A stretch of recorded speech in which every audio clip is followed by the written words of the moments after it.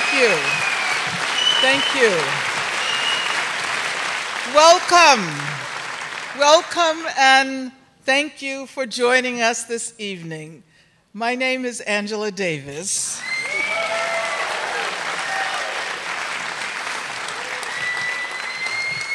We are gathered to commemorate together the 60th anniversary of the execution of Ethel and Julius Rosenberg. We are here to honor their resistance, part of a long and continuing tradition of social justice activism.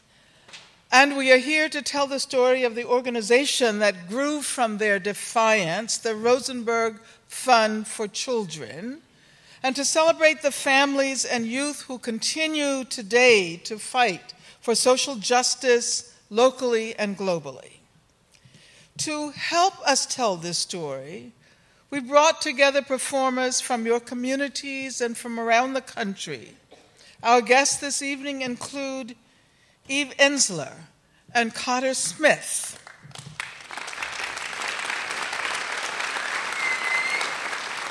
The stories you will see unfold are true, based on real events, although some names cannot be shared. The words you will hear are excerpted from letters and other writing.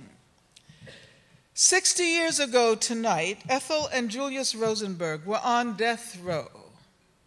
I want to tell you a little bit about what came before. During the Depression of the 1930s, Ethel and Julius Rosenberg were Jewish teenagers living on the Lower East Side. They were desperately poor. Ethel stuffed newspaper into her shoes to block the holes, to keep her feet from freezing as she walked to high school. Julius's mother hard-boiled one egg to divide between him and his siblings. Like many other people, Ethel and Julius watched the world crumbling around them. They saw the meager possessions of impoverished families in their neighborhood thrown into the street because they couldn't pay the rent. They watched volunteers protesting the evictions, breaking into the empty apartments and moving the families back in, the Stop Foreclosures activists of their day. In response, Ethel and Julius joined the Communist Party. They collected funds for the Abraham Lincoln Brigade. They organized for the rights of workers and the poor and against fascism in Europe. Years later, in 1950, living in Knickerbocker Village with their two young sons, Julius and Ethel were arrested and charged with conspiracy to commit espionage.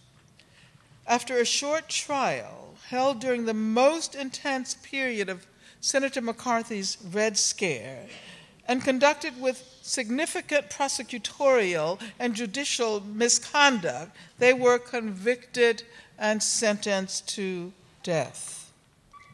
The Federal Bureau of Prisons scheduled the executions for June 18, 1953, Ethel and Julius's 14th wedding anniversary. On June 15th, the U.S. Supreme Court denied a request for a stay of execution for Ethel and Julius by a 5-4 vote. Travel back in time with me 60 years to that shameful period, another shameful period in our history as a nation. It is June 16th, 1953. Ethel and Julius Rosenberg are on death row at Sing Sing prison. I am Michael. I will never forget June 1953. It is seared into my memory. I can travel right back there in my mind. I'm 10 years old. My brother Robbie's just turned 6. In the 3 years since our parents' arrest, Robbie and I have lived in 4 places, with both grandmothers, in a children's shelter in the Bronx, and now, this past year, we've been living with Ben and Sonia Bach, friends of our parents, in Toms River, New Jersey. Early this morning, Ethel and Julius's attorney, Manny Block, drives the boys to Sing Sing prison. This is their last visit with their parents. It is also the only one in 3 long years when the boys are allowed to see both their parents at the same time. The whole family is together. I am Robbie. I recall less than Michael, but I do remember Sing Sing Prison. It is a fortress surrounded by high gray walls. It scares me. I hurry to get inside, away from the reporters and photographers. We walk down grim hallways without windows into a bright, airy room. My mother looks shorter than I remember. I sit on my father's lap.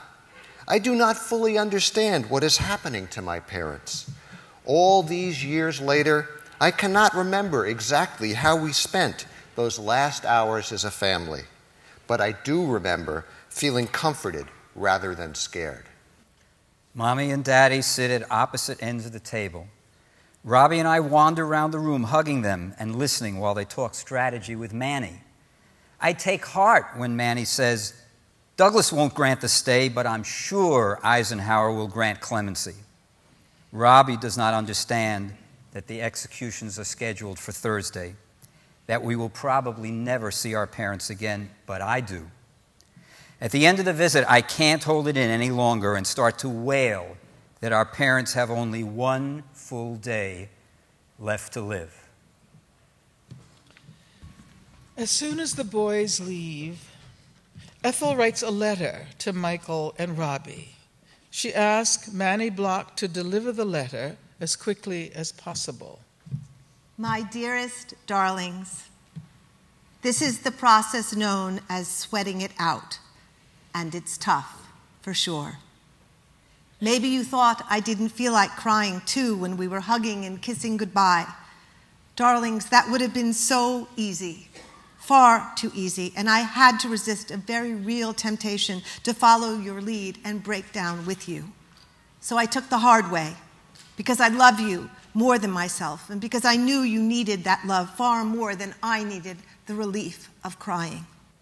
I know, sweethearts, an explanation of this kind cannot ever substitute for what we have been missing and for what we hope to be able to return to. We need to try to remain calm and free from panic so that we can do all we can to help one another to see this thing through. All my love and all my kisses, Mommy. Like Robbie, children may not fully understand what is happening to their parents, to their families, but they are often profoundly affected by the experience. In 1990, Robbie started the RFC to offer support to today's children of targeted progressive activists, kids with experiences like his and Michael's. Later, the RFC expanded to also help young people facing repression for their own activism. RFC beneficiaries come from many political movements, from the struggles to preserve civil liberties, wage peace, save the environment from corporate greed, combat racism and homophobia, from efforts to organize workers, prisoners, immigrants, and others whose human rights are threatened. These activist families are today's Rosenbergs. They struggle to balance their love for their children and grandchildren with their commitment to political change. One of these activists is Russell Maroon Schultz, incarcerated since 1972. I am a new African political prisoner of war. I was a founding member of the Black Unity Council in Philadelphia, which merged with the Black Panther Party in 1969. In August of 1970, at the height of the nationwide repression of the new African liberation movement, I became a fugitive after a Philadelphia policeman was wounded in a retaliatory attack in response to the unjustified killing of a youth. I was convicted for the attack on the police station and sentenced to life imprisonment, life plus imprisonment. In prison, I had the good fortune to listen to the legacy tapes created by the Journal of African Civilizations. These tapes are dedicated to a revision of the role of the African in the world's greatest civilizations and to the contribution of Africa to the achievement of man in the arts and sciences. It emphasizes what blacks have been given to the world, not what they have lost. I want to make this knowledge available to my grandchildren, so I'm asking for a grant to buy sets of these tapes for their use. I will take on the responsibility of coaching these children through digesting the material on the tapes. I am Russell's son, and I carry his name. My dad used those tapes to teach and connect with his grandchildren through letters, phone calls, and prison visits. My daughter loves the tapes, and my father is in awe of my little girl. He kicks us all out of the visiting room so that he and his little prodigy can talk ideologies, politics, and of course fashion and things like that. Those tapes went a long way and bridged a lot of gaps. I am Russell's daughter. My father has been in the Pennsylvania prison system for 40 years. I feel like I grew up in prison. I remember being 8 years old and visiting him there. I thought he lived well. The prison lawn was manicured and the shiny floors were waxed. One year for Christmas, I sent my father a silver 50-cent piece that had been given to me. I was too young to know about money orders. I waited for Daddy's call. I knew he would be so excited about my present. He never got it. "Baby, don't send me money," Daddy said later. "The guards probably got it." I was devastated. The next visit, I kicked the first guard I saw. I was forced to sit in the yard and not allowed to visit Daddy. My family was upset with me and didn't understand why I did it. That was the day I knew Daddy wasn't in a nice place. Over the years, the children in our family have received RFC grants for the Legacies tapes, for prison visits, and for activities like tutoring and community theater. I'm older now, and my father's almost 70. I'm worried about him. He's been in prison 40 years, solitary confinement for 30. Mentally, I'm right there with him in that cell, eating the horrible food, sleeping on the cot, taking cold showers, sitting on the hard metal stool, writing to the outside world seeking support to end the daily torture of solitary confinement. For families like the Schotzes and the Rosenbergs, prison visits can be critical, a short oasis of normalcy in a frightening world. These visits can be very expensive since prisoners are often punitively incarcerated far from their home communities. In the early years, RFC struggled to raise enough money to pay for prison visits. In 2001, 2 members of the legal team that won financial compensation for the victims of the mass killing of inmates at Attica State Prison in 1971 made generous donations in honor of those prison activists who fought and died to endow the Attica Prison Visit Program. So far, this program has funded more than 200 visits, reuniting over 100 children with their parents or grandparents in prison. Each of these families has a unique story. Picture this: a prison visiting booth where visitors are separated from prisoners by a glass barrier. On the visitor's side of the barrier, 2 teenage girls await the arrival of their father.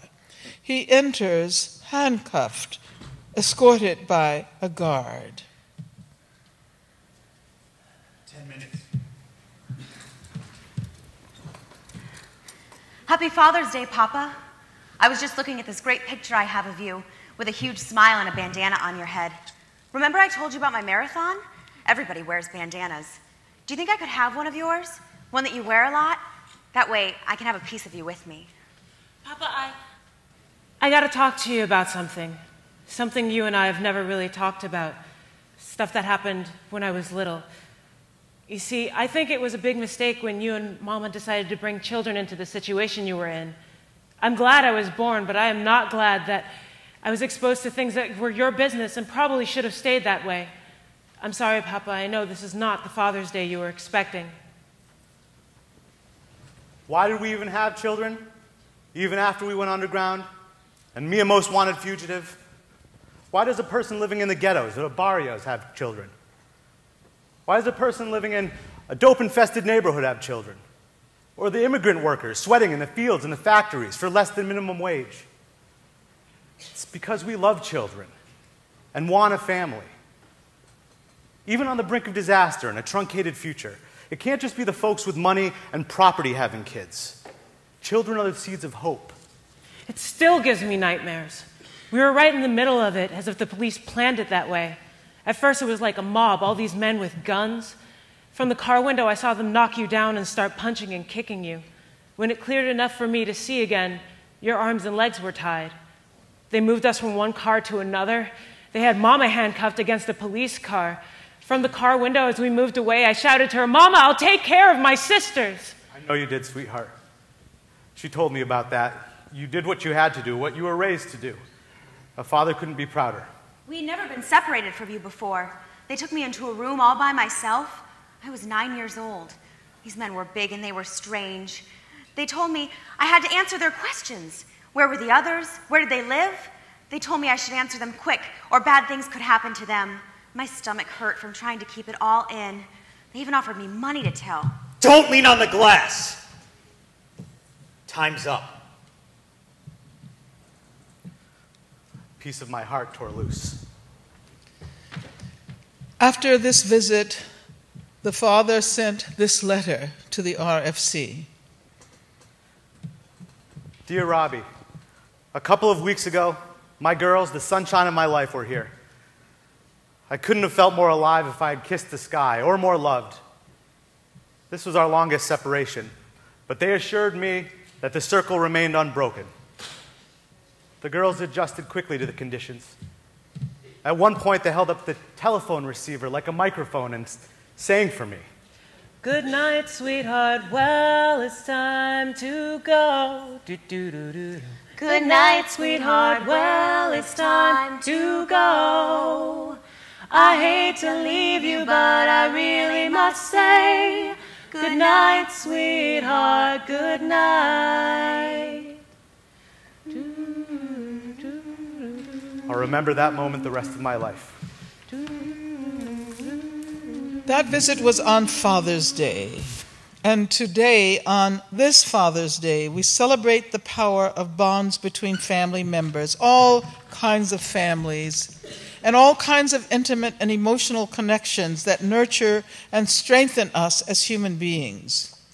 We celebrate families who, despite targeting and harassment, despite imprisonment and persecution, despite poverty and racism, despite homophobia and ethnic or religious hatred, continue to pass progressive activist values from generation to generation, from parents to their daughters and their sons.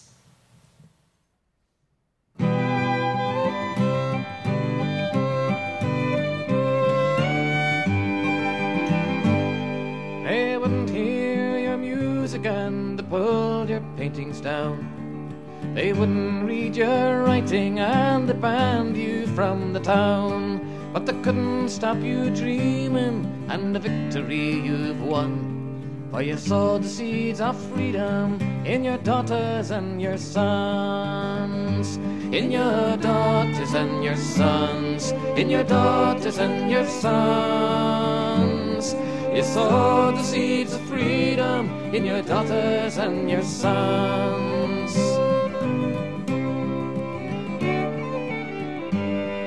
Your weary smile, it proudly hides the chain marks on your hands, where you bravely strive to realize the rights of every man. And though your body's bent and low, a victory you've won. For you sow the seeds of justice in your daughters and your sons. In your daughters and your sons. In your daughters and your sons. You sow the seeds of justice in your daughters and your sons.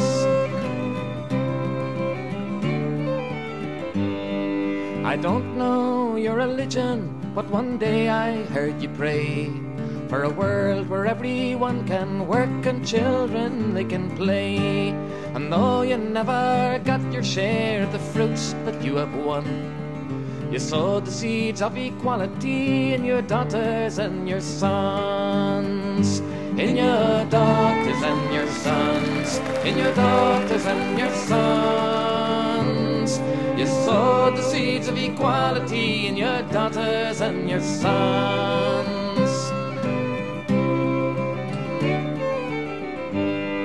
They taunted you in Belfast and they tortured you in Spain. And in that Warsaw ghetto where they tied you up in chains. In Vietnam and Chile when they came with tanks and guns. It's there you sow the seeds of peace in your daughters and your sons. In your daughters and your sons. In your daughters and your sons. It's there you sow the seeds of peace in your daughters and your sons. Now your music's playing and the writing's on the wall, and all the dreams you painted can be seen by one and all. And now you've got them thinking and the future's just begun, for you sow the seeds of freedom in your daughters and your sons. In your daughters and your sons. In your daughters and your sons. You sow the seeds of freedom in your daughters and your sons. In your daughters and your sons. In your daughters and your sons. You sow the seeds of freedom in your daughters and your sons.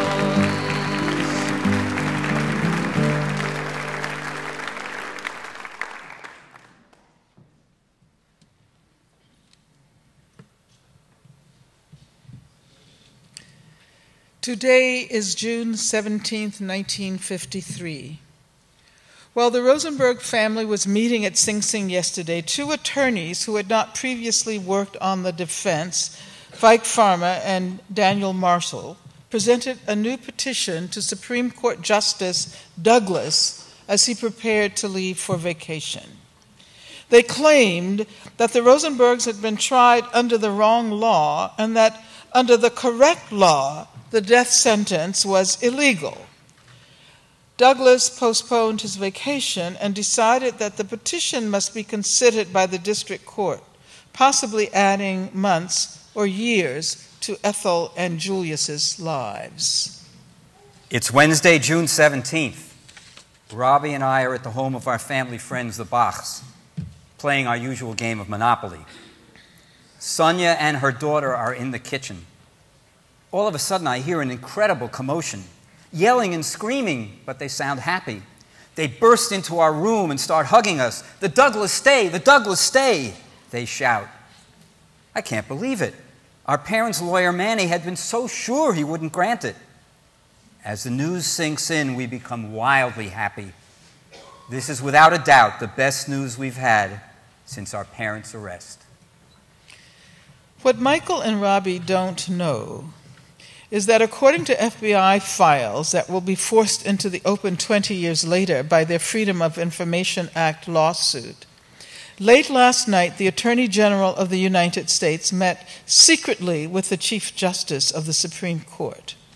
They agreed that if Douglas issued a stay, the entire court would be called into special session to vacate Douglas's action.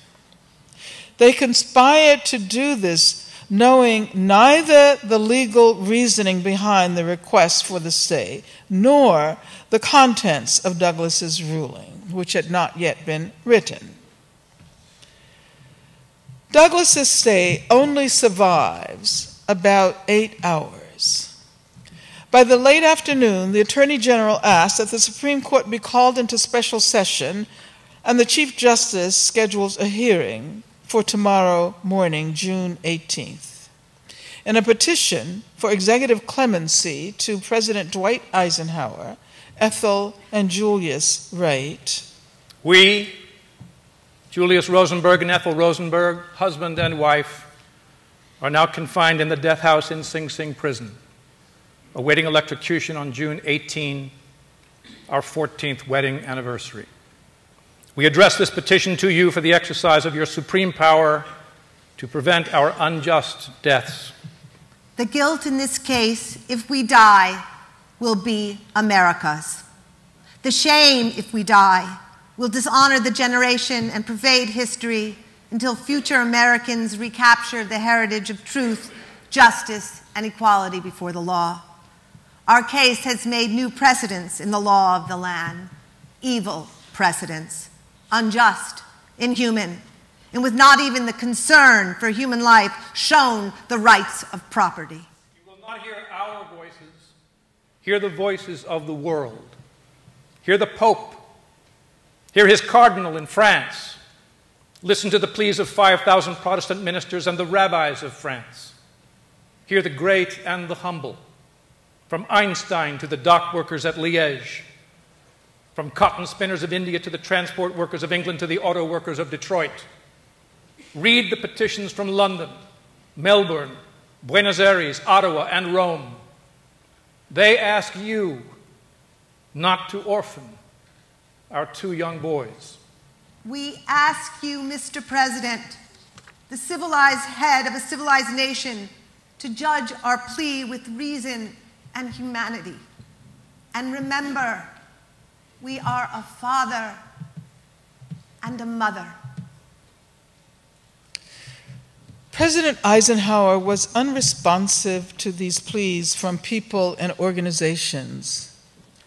60 years later, the federal government continues to respond to dissent of all kinds with a deaf ear and a heavy hand. They still target movements for social change, the 99%, with knee-jerk fear and without regard for collateral damage to innocent people. We're going to wrap up the first half of the program with a group of activists and musicians who are on our side, the side of the people. This trio is made up of DJ Illinois and brothers Rodstars and G1, whose parents were leftist activists in Chile. They were arrested, incarcerated in concentration camps, and tortured by the Pinochet regime after the September 11, 1973 coup. These young people are second-generation activists fighting for social justice. Their lyrics explore the socio-political situation in Latin America, the immigration debate, police brutality in this country, among other issues. The arts collective they've established in the South Bronx uses music to organize and educate around social justice. Please welcome Rebel Diaz. We believe the line was drawn a long time ago. We are on the side of the people. See, I gotta draw the line, I can't take it no more. If you ain't down with revolution, what you waiting for? Making money for suckers and our communities poor. Ripping flags off of coffins, man, this ain't our war. Colonized and terrorized by the world's biggest killers. The US government, the biggest weapon and drug dealers. Filling prisons with children, incarcerating the future. MySpace and Facebook got us stuck on computers. Stuck on stupid pumping music that's abusive to the shorties. The nonsense that they speaking, we just listen and absorb it. I'm endowing, I'm awoken, I'm a giant and ready. But that hot boy, my hot man, we holding machetes. I'm rock-calling, kind of singing, shooting, holding slingshots. Shot with every single kid that's down for hip-hop. The culture, the life, what it really stands for. This music is resistance, it's the voice of the poor. On the side of the workers, the teachers, and lunch ladies. On the streets of brown mommies, raising out brown babies. I'm with youth organizers, cleaning up the Bronx River. Cayo Escalante when I stand and deliver. I'm with Airborne Morales, man, he running Bolivia. Distribution of the land so we can all live bigger. I'm with Hugo and Fidel, Grandmaster and Melly Bell. With the Panthers up in green. Justice justice for Sean Bale. With Camacho Negrón, with Ojeda Rios, freedom for Oscar Lopez, time to get an appeal. With a Blue Jamal, with a Sada Shakur, with the compas en Emoca, ni que ven a penny more. Which side are you on? Con Victor Toro. Which side are you on? The RFC. Which side are you on? Angela Davis. Which side are you on? With Nito Kayak. Which side are you on? With Russell Show. Which side are you on? With Lynn Stewart. Come on, which side are you on? With the people. Which side?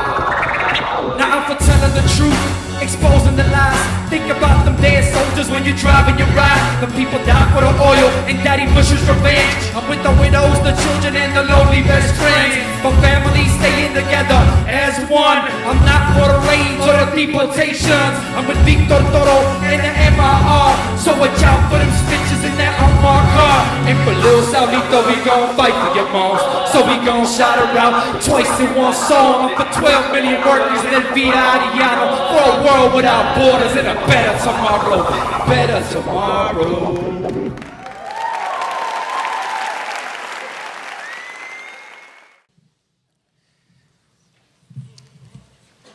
It is June 18th, 1953. Today is Ethel and Julius's 14th wedding anniversary, and it is a day of waiting. This morning, Manny Block and the new lawyers argue before the Supreme Court that Douglas's stay should be upheld. A kangaroo court, since we now know the outcome had been decided 2 days earlier. Ethel and Julius, their family and supporters are in limbo. At any moment, the Supreme Court might overturn the stay and the executions will go forward as planned. Ethel and Julius draw up their wills and write their last letter to Manny Block.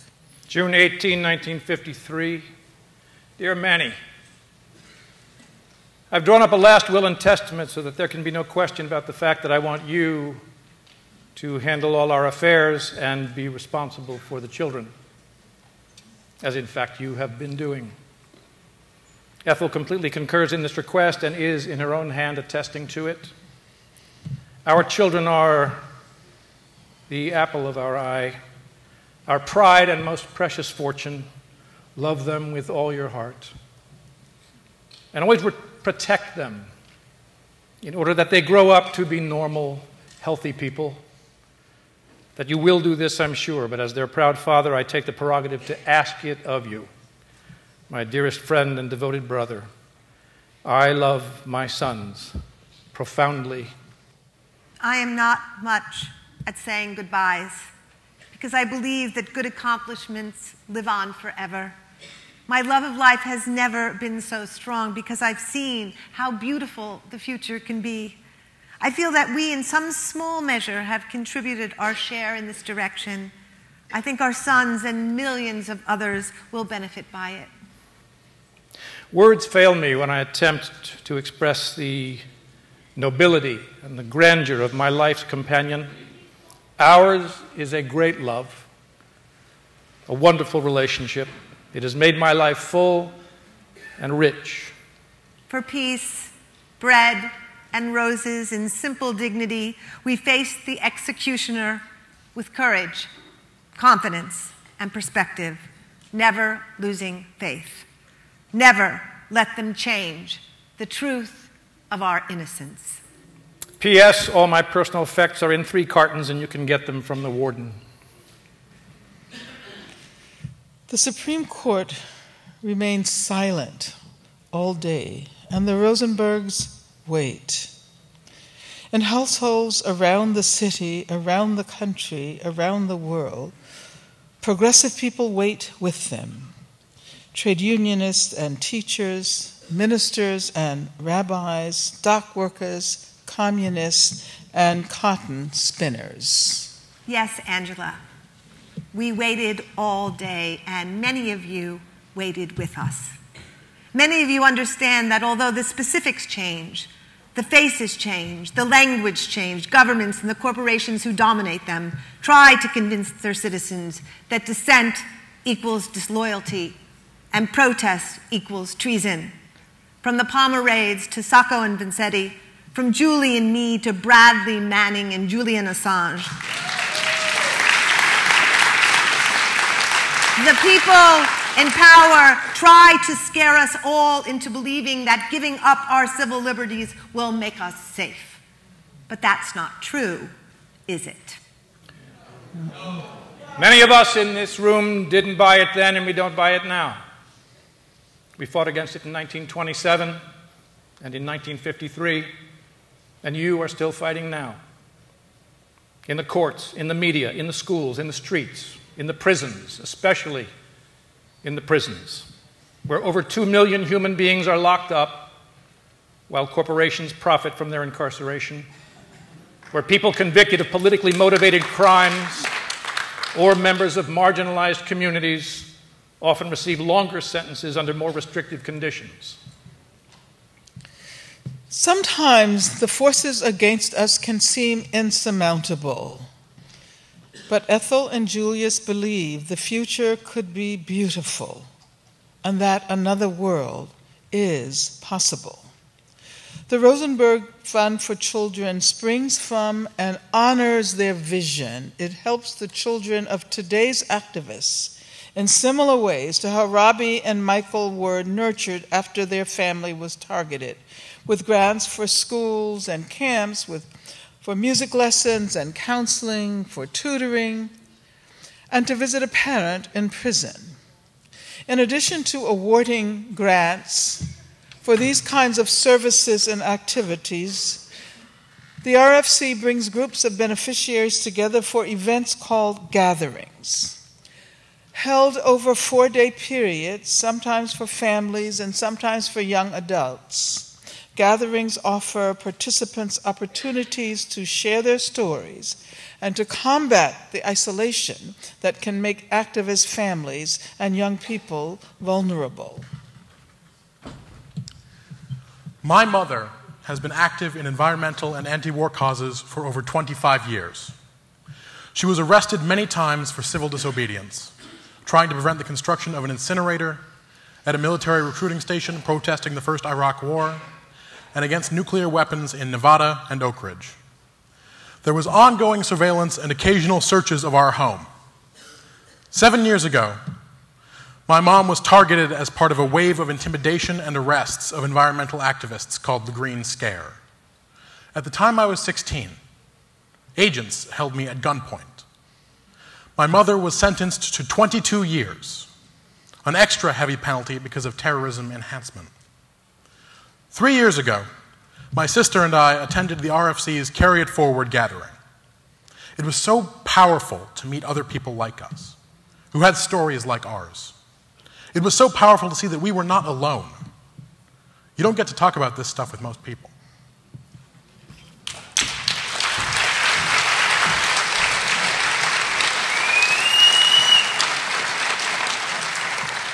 The RFC believes that it is critical to tell our stories and listen to each other's. That is how we pass on the values we cherish to our children, our nieces and nephews and grandchildren and godchildren, our students, our young neighbors, to all of the daughters and the sons. Changing the world has taken generations, and it will take generations. Part of our work is honoring those who came before us. Please welcome activist and poet Martín Espada.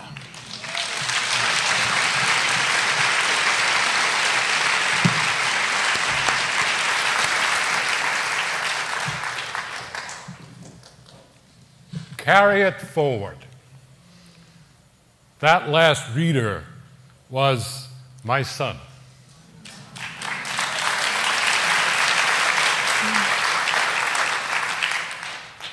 And this poem is called All the People Who Are Now Red Trees.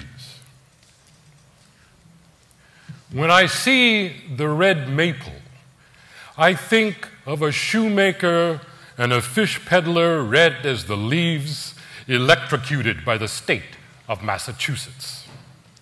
When I see the red maple, I think of Flamboyant's red flower, 2 poets like Flamboyant chained at the wrist were visions of San Juan Bay without Navy gunboats.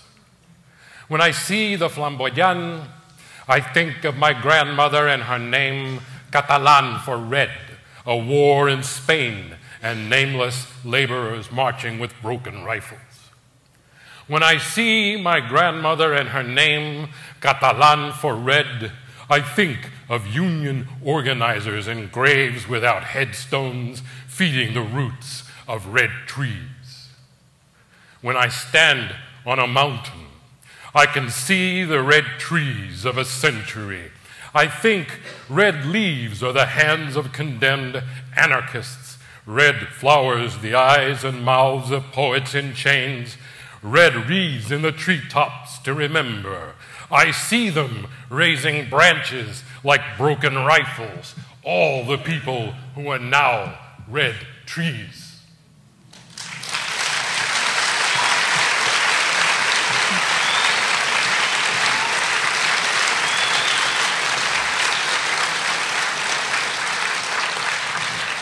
Thank you, Martin.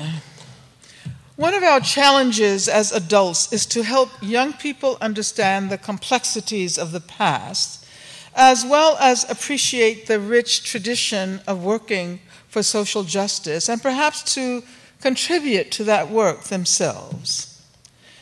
Some children of targeted activists, like Rebel Diaz, like Robbie and Michael, embrace activism themselves. And sometimes the RFC has the privilege to make grants to benefit several generations of a family to nurture a forest of red trees, young and old.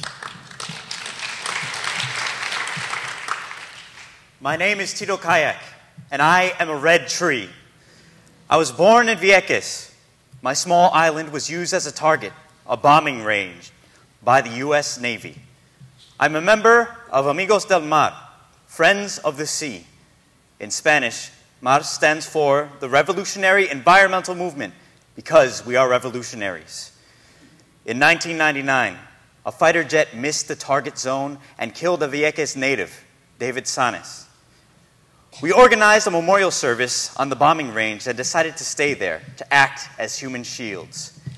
Ni una bomba más, not one more bomb. This grew into the first Vieques civil disobedience encampment and became the key to our success in getting the Navy out.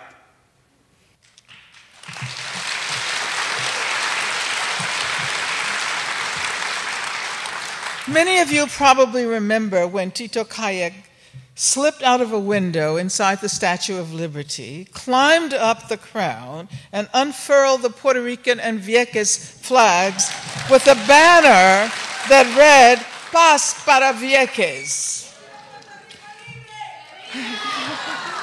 Or the time he paddled his kayak up to a Navy warship, and while the television cameras rolled and the sailors tried to upset his kayak with fire hoses, painted Peace for Vieques in large red letters on the battleship, cleverly protected by the tapering shape of the hull.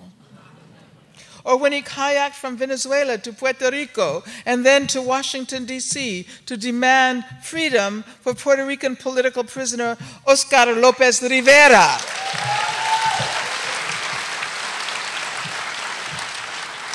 Like many activists, Tito Kayak has a family. The RFC paid for a special needs school program for his son and music lessons for his daughter. That daughter is now an organizer herself and an RFC beneficiary under the Targeted Activists Youth Program. I am Tito Kayak's daughter. Yo soy un árbol rojo.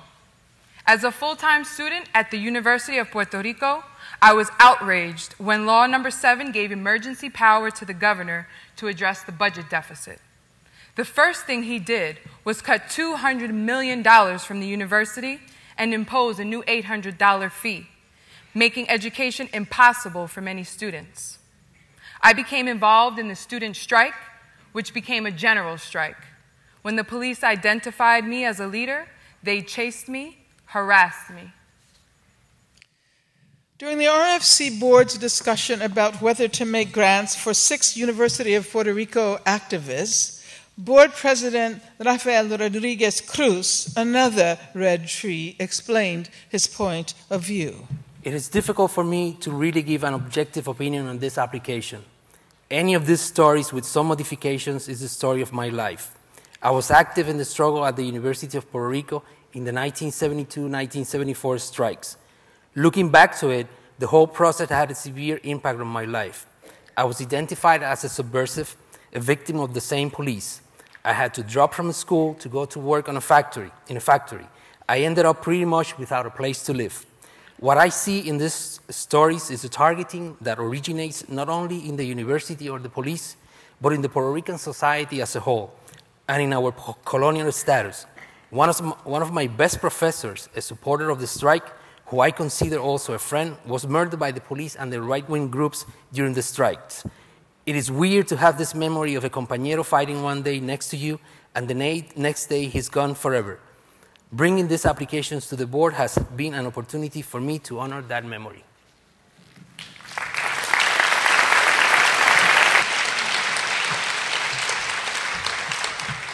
We are all connected, targeted activists and their children, targeted activist youth, and our board and staff. The RFC forest of red trees also includes multiple generations of activist donors. My name is Emma, and I am a red tree, from a family of red trees. Old left, new left, and even newer left. When I was 9, I read the book Fire about the Triangle Shirtwaist Factory fire right here in New York City. My older brother was beginning to work on anti-sweatshop campaigns, and the fact that the same problems were facing us 100 years later made me furious. I was also teased for being loud and female in school, and that made me bound and determined that I was going to prove that what I was saying mattered, and that being a girl would not stop me from doing anything, particularly speaking my mind.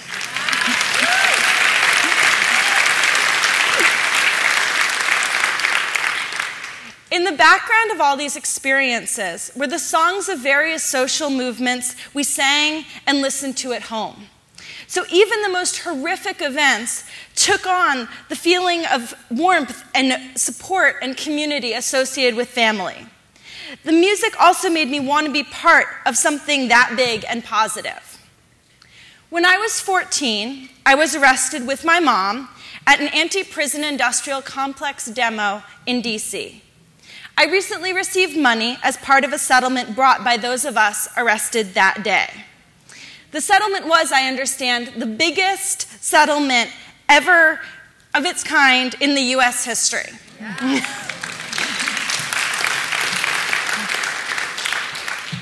The arrests themselves weren't a big deal, and I wasn't particularly upset by the whole thing. But my mom, who had to watch me being taken away from her, was deeply affected. Funny how we focus on the impact of arrests on kids, but less on the impact on our parents. Anyway, naturally some of the settlement money needs to go back into the relevant activist pot, and RFC is such.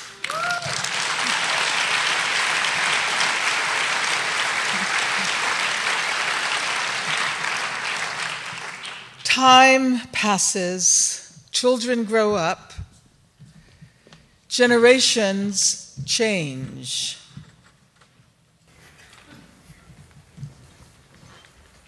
I am Robbie. I am the 6-year-old boy of this story, with my brother Michael, the beneficiary of a profound political legacy. I am also the 43-year-old father who finally figured out what I wanted to do with my life and started the RFC in 1990.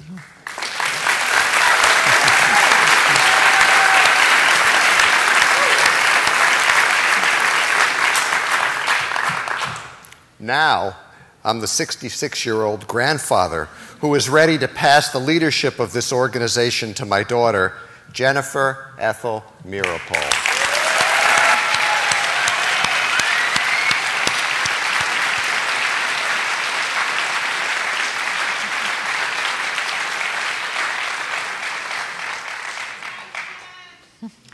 I never knew my grandparents, but from my earliest memory, their faces and their story have been part of our family.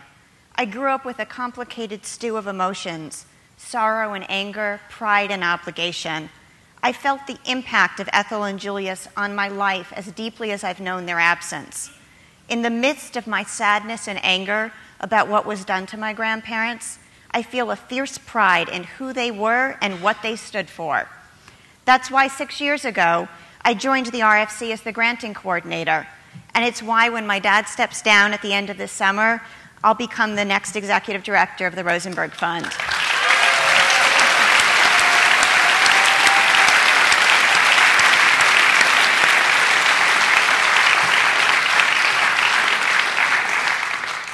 Luckily for all of us, there is renewed political activism around the world, acknowledging the new generation of activists. In 2000, the RFC started making grants to targeted activist youth. These grants are for young people, like Tito Kayak's daughter, who have been targeted and harmed for their own political activities rather than their parents. This program has given us an opportunity to meet some amazing young people. I was born in Mexico and grew up in Arizona. By age 10, I was involved in street theater and theater for social change. I was outspoken and I was an organizer. I was threatened with deportation and with violence. My family experienced emotional and financial stress and I became homeless, but I kept going to school and then to college. I wasn't able to apply for financial aid or loans because of my immigration status, but I heard about the Rosenberg Fund. I received a grant as a targeted activist youth to help with my education, and I was invited to attend an RFC Carry It Forward weekend and meet other young adult beneficiaries. Now I'm in graduate school for Chicana Studies with a focus on the effect of immigration raids on children's educational, physical, and emotional well-being. And I am raising my youngest sister. I am a poet, a teacher, a community activist, and a passionate advocate for the educational rights of undocumented immigrants. I am undocumented, but I am not illegal. I am not a criminal.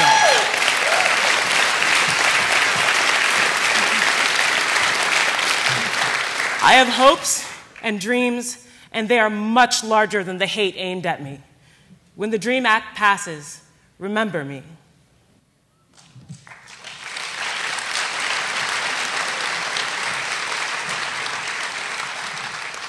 We will remember you. We will remember the generations who came before us. Generations of people around the world fighting for liberation and for human rights. Immigrants and slaves, socialists and teachers, auto workers and anarchists have carved paths of resistance to injustice. In order for our work to be successful, we must honor our history and learn from it while nurturing the generations to come. It is critical to pass on our spirit of activism. There are many ways to pass it on. As Emma told us, one way is music. Mike and Ruthie live in upstate New York with their 2 young children who join them on tour and sometimes even on stage. They carry forward and honor the folk traditions of Pete Seeger and others while creating their own updated protest music for a new generation. Please welcome Mike and Ruthie.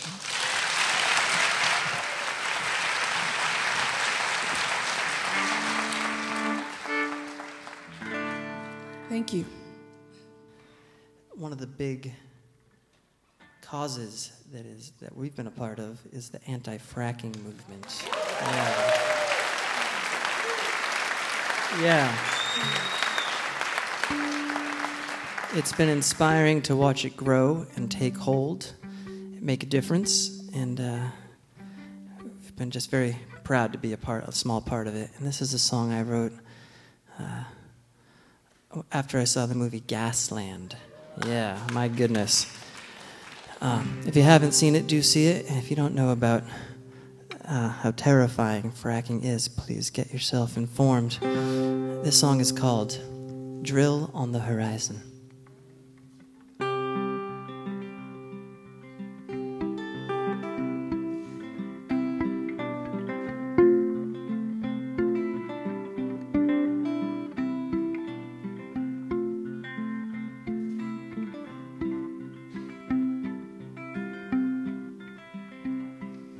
Drill on the horizon, my water tastes like hell. Gas man says it's safe to drink, but he won't drink it himself. No, no, no, I can't hold the wheel. Drill on the horizon, my neighbor leased her land. Now I'm so sick and dizzy, I can hardly stand. Oh, I can't hold the wheel.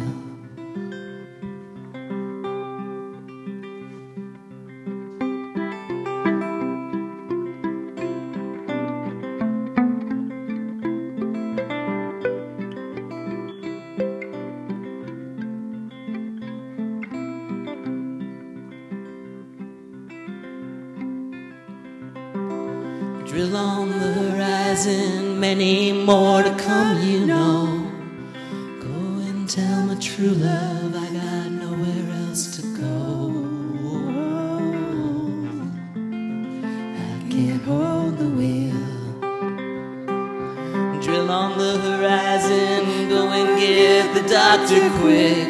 Yeah, go and tell my true love this here gasland's making me sick. Can't hold the wheel.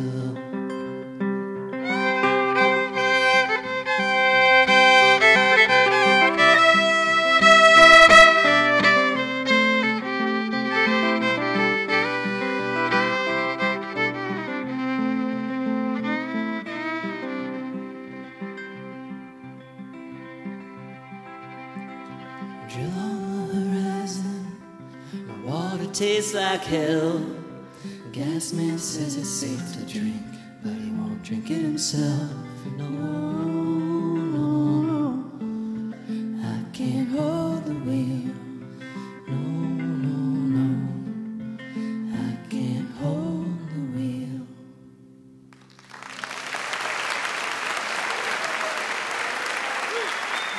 Thanks so much.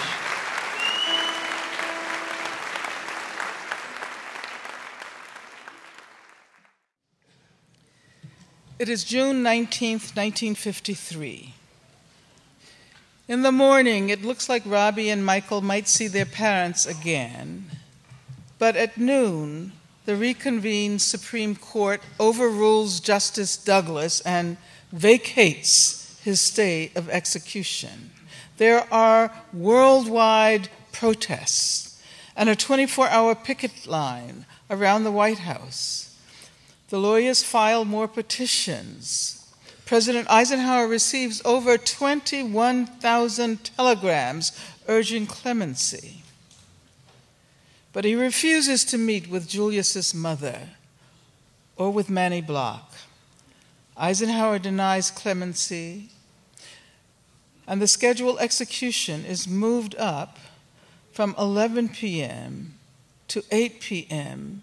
so as not to desecrate the Jewish Sabbath.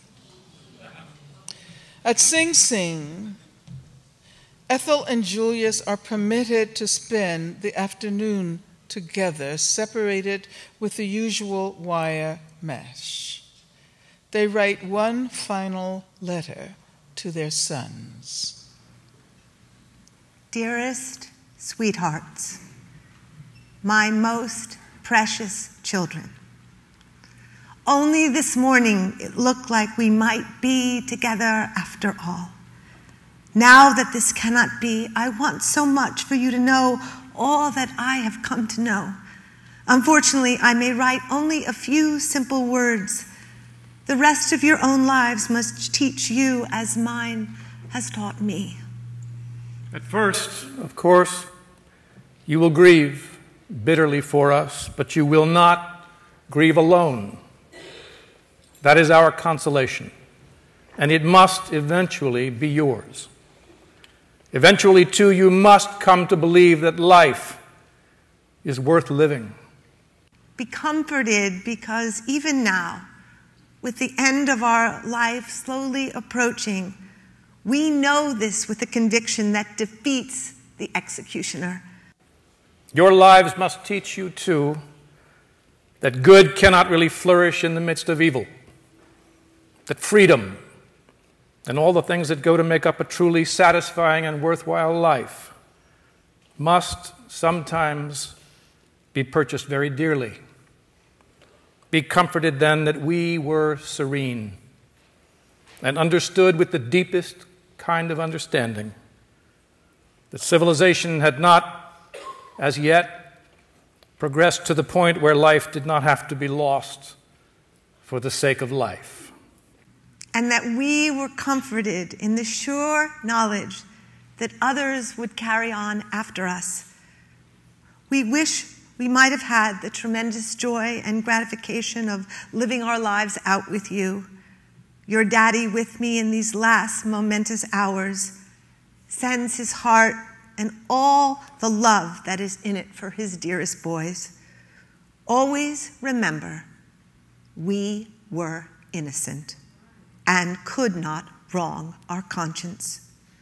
We press you close and kiss you with all our strength. Lovingly, Daddy, Mommy, Julius, Ethel.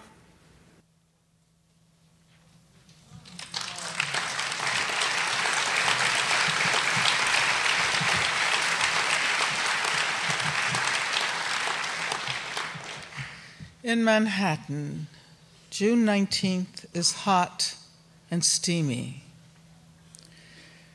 Late in the afternoon, a crowd begins to gather on 17th Street between Broadway and 5th Avenue.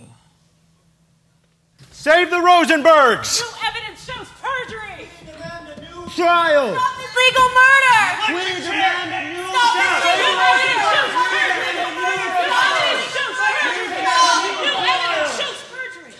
I work in a machine shop a few blocks south of here. I volunteer for the committee. That's the committee to secure justice in the Rosenberg case. We applied today for the permit to meet in Union Square. We thought there'd be a stay of execution. I'm a garment worker. I came today to celebrate saving the Rosenbergs' lives. Instead, it's a death watch. My husband wanted me to stay home. It's safer, but I had to be here. Despite the permit, the police refused to allow the people to assemble in the square and push the crowd onto 17th Street. The loudspeaker truck sets up. Workers leaving the lofts and offices and factories and shops join women and men and children walking slowly from the neighborhoods and subways and bus stops. I'm a student in high school. I'm here with my dad. It's scary. I keep looking up at the Con Edison clock, ticking a second at a time toward 8 o'clock. It looks like there are 10,000 people on this block. Weeping people, angry people. In all my years of teaching high school history, you'd think I'd be used to the government's shameful shenanigans. Still, I didn't think that the government would kill white people like this, like lynching. We might not know too much about the atom bomb. We know plenty about stool pigeons and union busting, scare tactics to keep us from organizing, to keep us quiet. My dad says when he was my age, he marched in a rally just like this one after Sacco and Vanzetti were murdered. He said it changed his entire life. It scared him, sure, but it just made him want to fight harder so that people wouldn't be killed for their beliefs. I think today might change my life, too. The speakers at the rally struggle with their emotions, trying to find a voice for the unspeakable. Look at the time! Julius and Ethel's minutes are rushing away, and with it, America's honor. Ethel and Julius gave America a precious gift by being strong and fighting, not crawling. My dad says the electric chair can't kill the doubts in the Rosenberg case. It's getting late. The sky is turning pink. Finally, the speaker announces that it is happening right now. Ethel and Julius Rosenberg are now being executed at Sing Sing. The voice jolts the crowd like lightning. All of us standing in the crowded streets recognize the very moment the lights dim for the second time at Sing Sing. At that moment, the scarlet sun dips below the Palisades across the Hudson, and the crowd begins to sing. When Israel was in Egypt's land, let my people go. Oppressed so hard they could not stand, let my people go. Go down, Moses, way down in Egypt's land, tell old Pharaoh, let my people go. Oh, let us all from bondage flee, let my people go. And let us all at last be free, let my people go. Go down, Moses, way down in Egypt's land, tell old Pharaoh, let my people go. The police are on their horses, pushing us towards Fifth Avenue. Some people are walking together towards Knickerbocker Village, where the Rosenberg family used to live. I'm headed to my sister's apartment to talk to her kids about what happened. My mother stayed at home with my younger brother and sister today.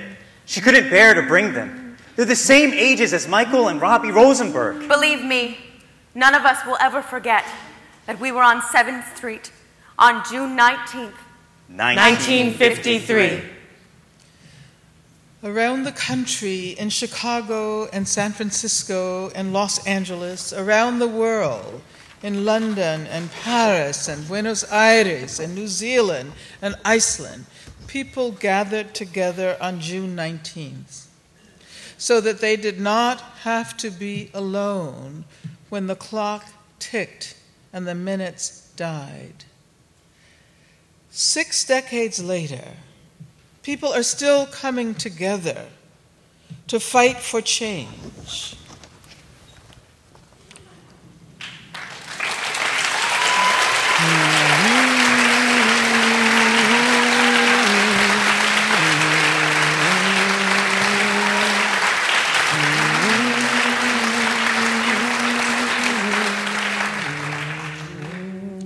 A lot has happened in the 60 years since the Rosenbergs were killed.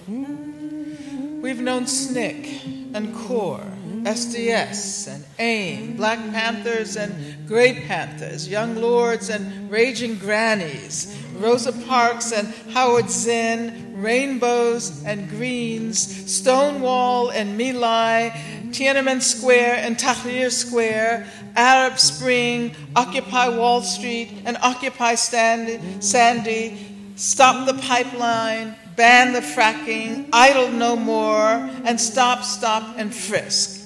In 2013, we are still together, still learning, and still fighting.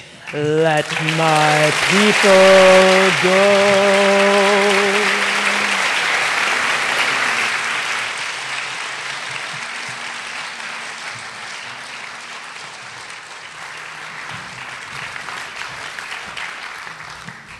Those of you who have read my dad's book, An Execution in the Family, know that he talks about the RFC as his constructive revenge, his way of transforming the negative of his parents' execution into something positive for the future.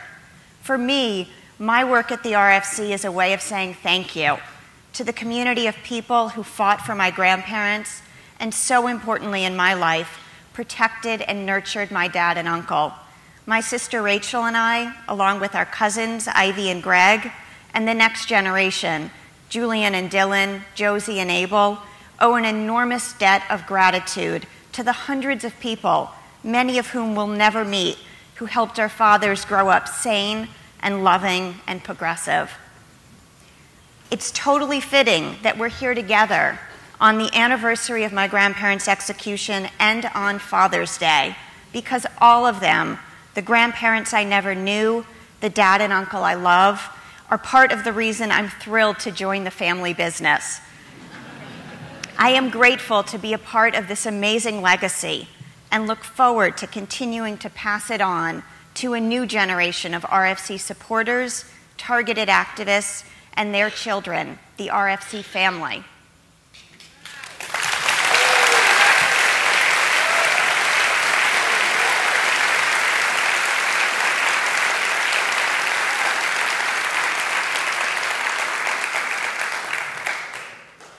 I'm grateful too for Jen's commitment and leadership and for all of you.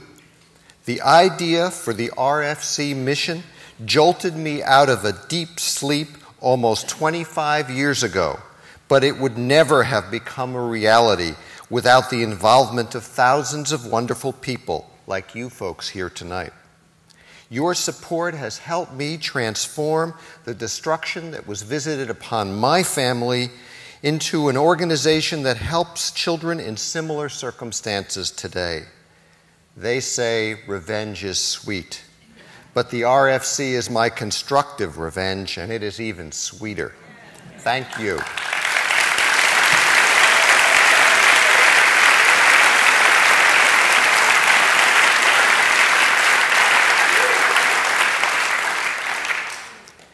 When my parents died 60 years ago, I was too young to give a eulogy for them. I was 6. I didn't know my parents well, not in the ways 2 lives can be measured and described to others. I have spent these 6 decades learning who my parents were outside of our family and trying to understand their work and their choices. Julius did help the USSR in the 1940s. But neither Julius nor Ethel was guilty of the crime for which they faced the executioner.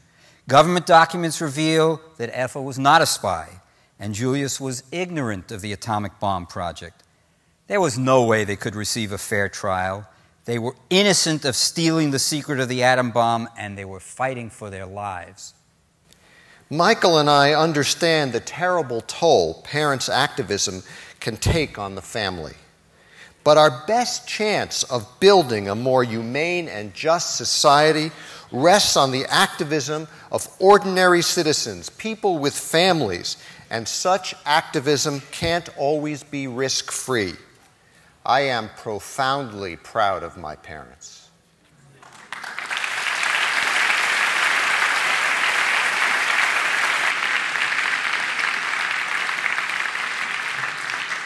Julie and I were not innocent victims of American fascism. We were activists, taking risks in the service of our strong political beliefs. Risks we felt were necessary to try to make the world more free and more just.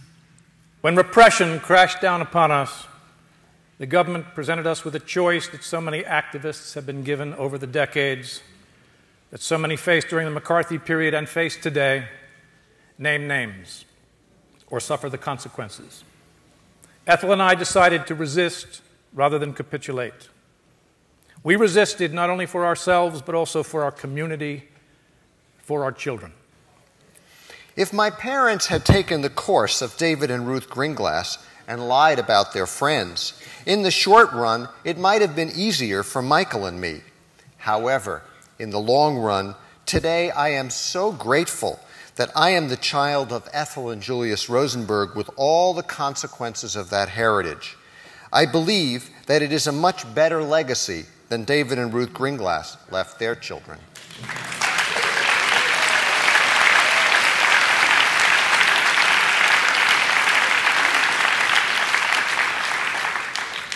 Despite the awful consequences of their choices, Ethel and Julius acted with integrity, courage, and in accordance with their beliefs.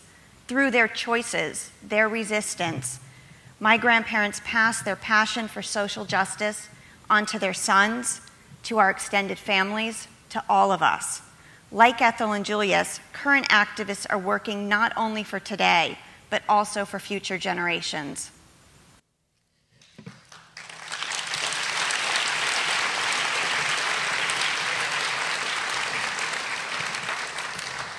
With the support of our beloved community, we mourn the loss of Ethel and Julia 60 years ago. We reflect on our nation's legacy of racism and slavery, of class warfare and corporate greed. We rededicate ourselves to resist our government's war-making abroad and repression at home. We will not name names. We will not keep quiet. Like Ethel and Julius, like today's young activists, we believe a better world is possible. We will continue to honor our heritage, the forest of red trees, and to nurture future generations who will carry it forward and pass it on.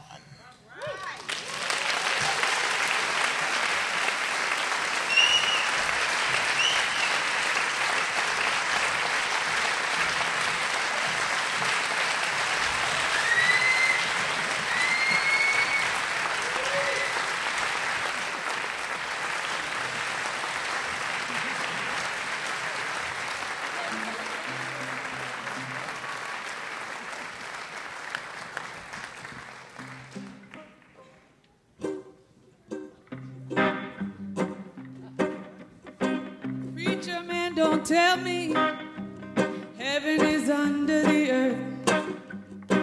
I know you don't know what life is really worth.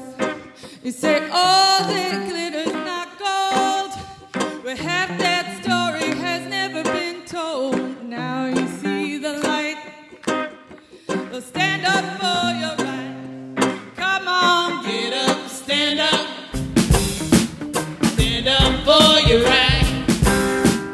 Get up, stand up.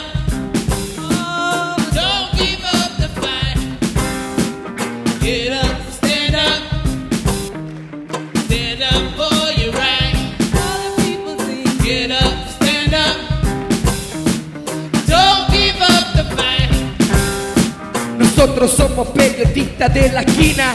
Una historia exclusiva de mi perspectiva. La violencia en la calle no es culpa del hip hop, porque antes del hip hop la violencia existió.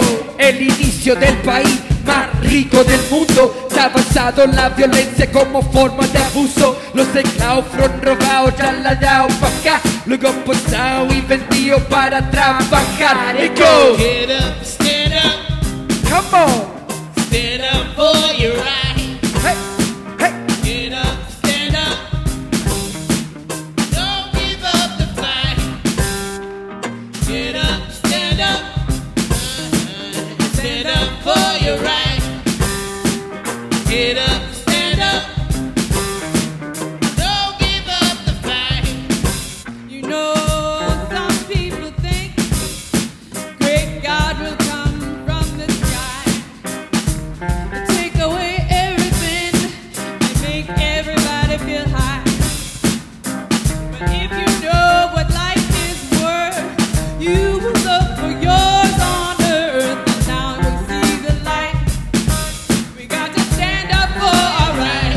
Everybody Come now on. get up, stand up. Hey, stand up for your right. Get up, stand up. Oh, don't give up the fight. Yeah, get up, stand up. Let the people sing, stand up for your right. Let the people sing, get up, stand up. Hey, don't give up the fight. See, I'm just trying to even the scales, level the playing field, so my kids and your kids can play together well. The other option, well, it really don't be real. If we stay on this path, we're gonna kill ourselves, cause we farming for profit. Surplus stock is saved for fuel while there's still food shortage.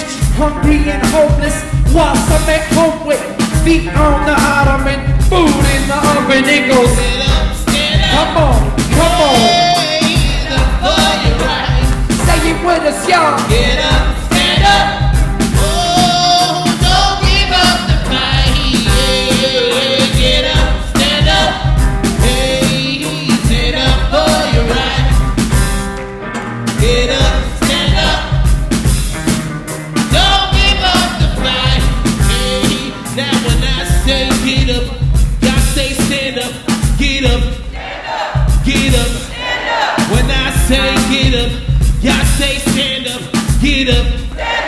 Get up